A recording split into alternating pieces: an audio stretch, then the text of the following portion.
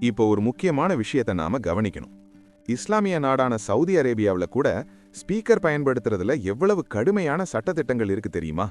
அந்த சமூகத்தில் இருக்கிற எல்லாரோட அமைதியும் நிம்மதியும் முக்கியம்னு கருதி அங்க அரசாங்கமே சில வருஷத்துக்கு முன்னாடி ஒரு சட்டத்தை கொண்டு வந்திருக்காங்க.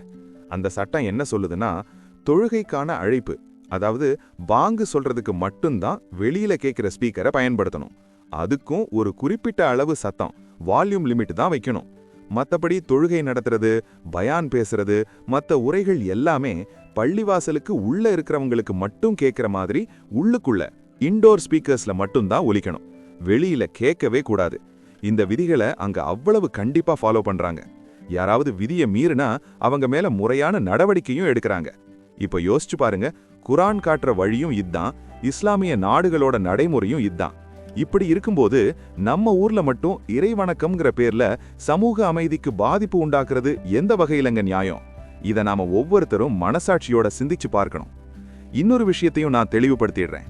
இங்க இருக்கிற மசூதிகள் மூலமாவும் அதோட நிர்வாகங்கள் மூலமாவும் சமூகத்துக்கு நிறைய நல்ல காரியங்கள், உதவிகள் நடக்குதுங்கிறதுல எந்த மாற்று கருத்தும் இல்ல.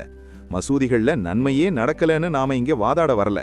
ஆனா ஒருத்தர் நமக்கு நிறைய நல்லது செய்யறாரு அப்படிங்கிறதுக்காகவே அவர் செய்யற தவறுகளையோ இல்ல புரிதல் இல்லாம அறியாமையில செய்யற செயல்களையோ நாம கண்ணை மூடிக்கிட்டு நியாயப்படுத்த முடியாதுல்ல. தப்பு தப்புதானே, அதை சுட்டிக்காட்டுறது தானே முறை.